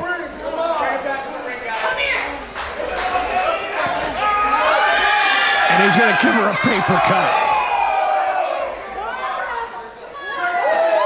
Sonico and Von Eerie having some shots. And then delivering shots onto each other. Su Yung bounced off of that table. And a paper cut between the fingers. And I can't tell if Sonico and Christina Von Eerie are wrestling or having a drinking contest. Maybe both. They are going shot for shot. And neither really looks a little worse for wear, so they can hold their drinks better than I can.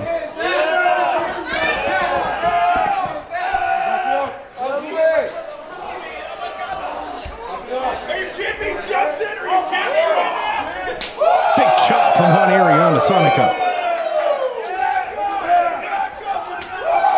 And another one. That one was more of a thud. And yep, Drexl's got a staple gun. Stapling that flyer to the head of Su Yung.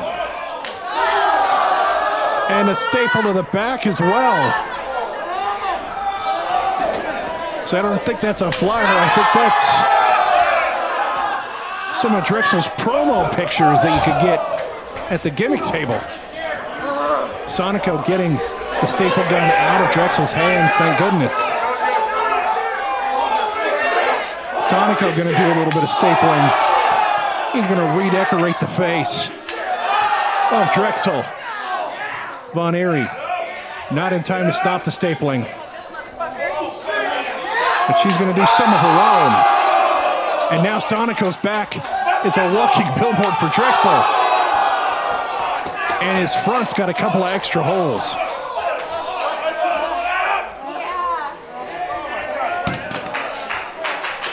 Von Eerie tossing the staple gun aside. Su Yung getting a hold of it. And stapling Von Eerie now. Everybody has met both ends of that staple gun. And another paper cut from Drexl onto the undead bride.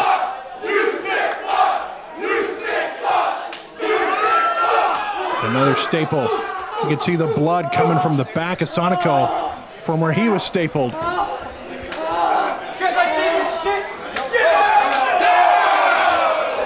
Now Sonico with the staple.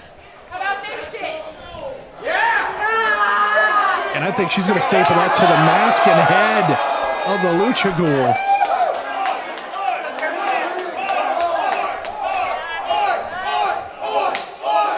And again. Su Yung says, shut up or I'll smack you one. She's got it right in between the eyes.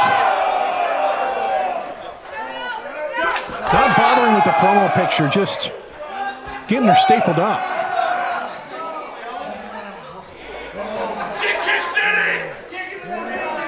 And Drexl stalking Su Yung with the staple gun. And Su Yung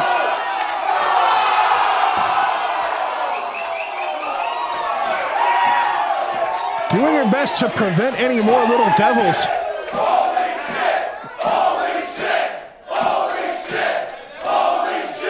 Drexl understandably in a lot of pain after that. I'm in pain watching it. And yet we still have a ring full of thumbtacks. Let's not forget.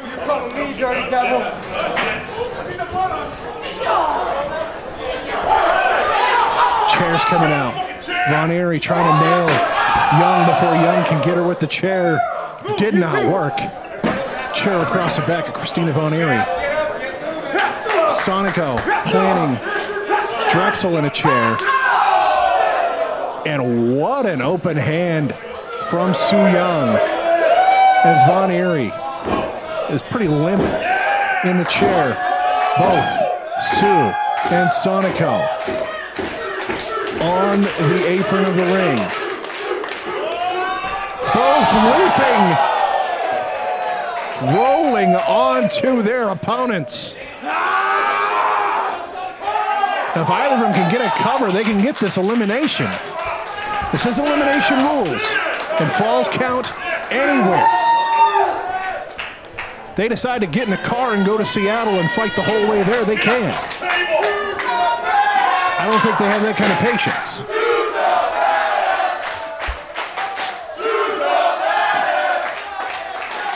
A very apropos chant ringing out from the crowd. Su Yung back working on Drexl. Sonico and Christina Von Eerie in the ring. Von Eerie got caught. And both of them go down into the thumbtacks. I think Sonico got the worst of it. And Sonico has been eliminated. Sonico has been eliminated. Su Yung is now ostensibly in a handicap match against the man who beat her last time we were here. And the ever-dangerous Christina Von Eerie. Su Yung, though, not backing down. Forearms back and forth. Von Eerie looking to get the better of the exchange. Ducking from Su. And suplex into the thumbtacks. Christina with the cover. Su Yung with the shoulder up. I imagine Von Eerie would have been able to focus more on that cover. Or she not also a pincushion at this point. And I am scared of what the devil himself is holding. Taking the top off, you can see it now.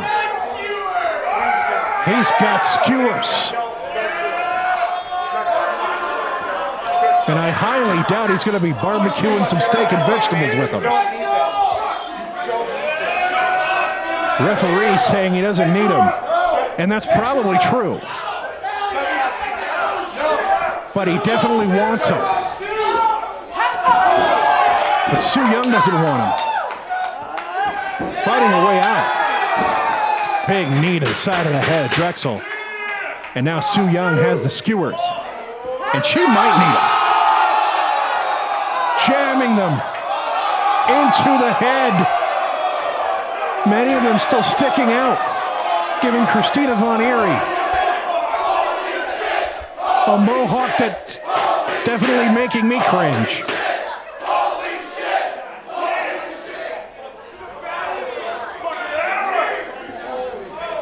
Suna scooping up Von Eerie. Airplane spin, slamming her into the thumbtacks. Folding the arms, and we're evened out.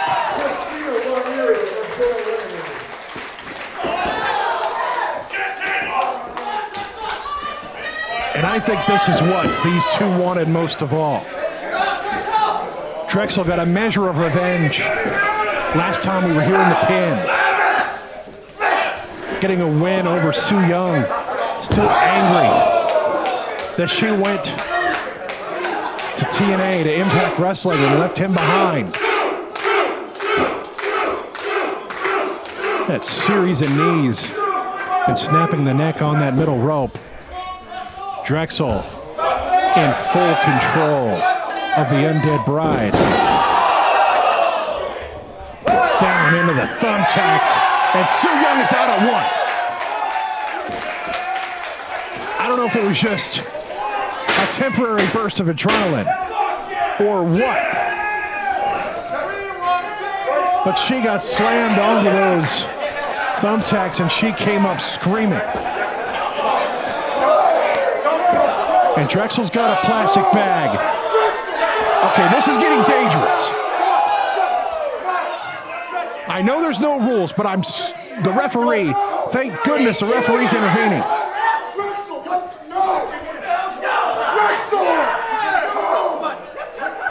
Drexl robbing, somebody ripped the bag. Su is going out. Finally, the referee. Somebody please check and make sure that Su is still with us. Even Prestige owner William Katana trying to reason with Drexl. But can you ever truly reason with the devil? You can see Su Yung breathing heavy as Drexl has pulled 2 doors from under the ring. Other than her chest rising up and down, indicating breath, Su Yung has not moved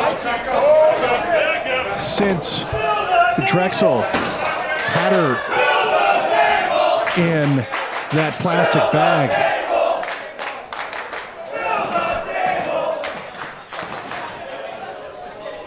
Who knows what kind of long-term damage that might have done to the undead bride being robbed of oxygen for that long.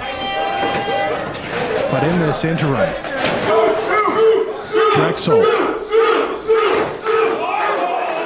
as you heard the crowd chanting, is basically building tables out of these doors.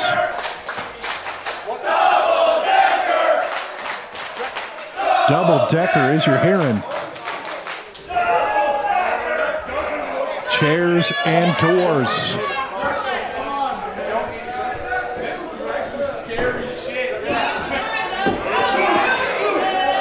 Drexl is going to try to get Su up off the mat.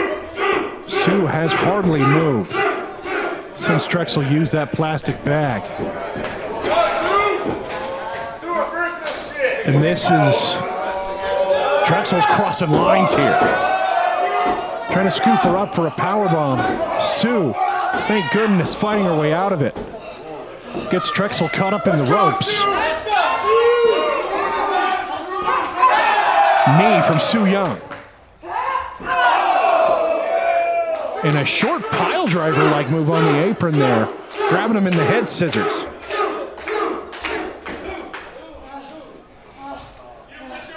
Su Yung still breathing incredibly heavy. And I don't know, she's pulling out some kind of glove. Smack someone with it.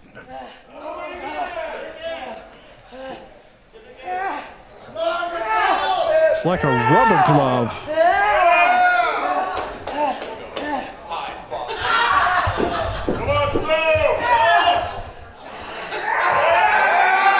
Su getting it on. And I had a feeling she was going to go for a mandible claw after putting that glove on. Something to protect her hand in case it wasn't on right away. Drexl counters, dropping that wrist along the rope. And everybody get the hell out of the way. Drexl has got her on the second rope. He's going for that superplex. If he gets this. Counters from Su. Su getting that mandible claw back.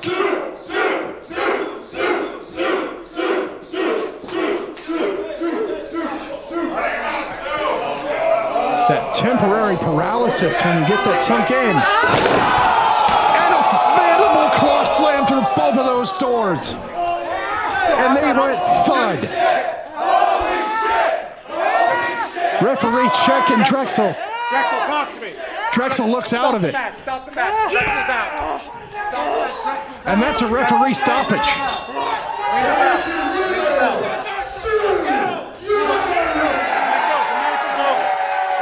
Su Yung, the last one standing. And that's got to feel good for her after suffering that defeat last time we were here. Getting her revenge with a mandible claw slam from the second rope out to the floor through 2 doors. And considering what Drexl tried to do to her with that plastic bag, you can't blame Su Yung at all for going to such extremes, if I can borrow that cliche, to come out on top here in this main event. Sonico coming out to congratulate his partner.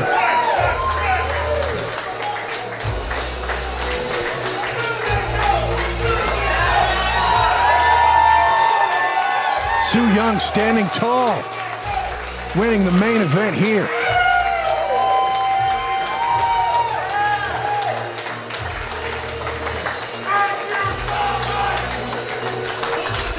This place is trashed.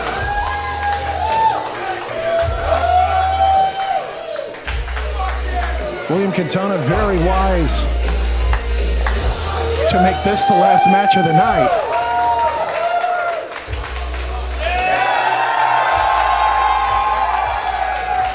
And maybe it's now Su Yung who is the master. Drexl is moving. He's crawled back in the ring.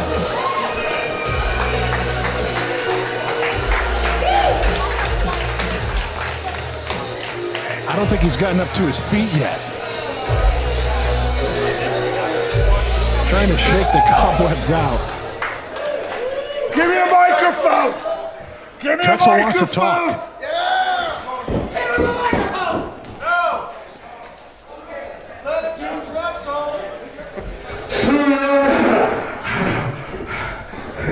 You are the most hardcore, twisted bitch I know, and I can't wait to play with you again, little sir.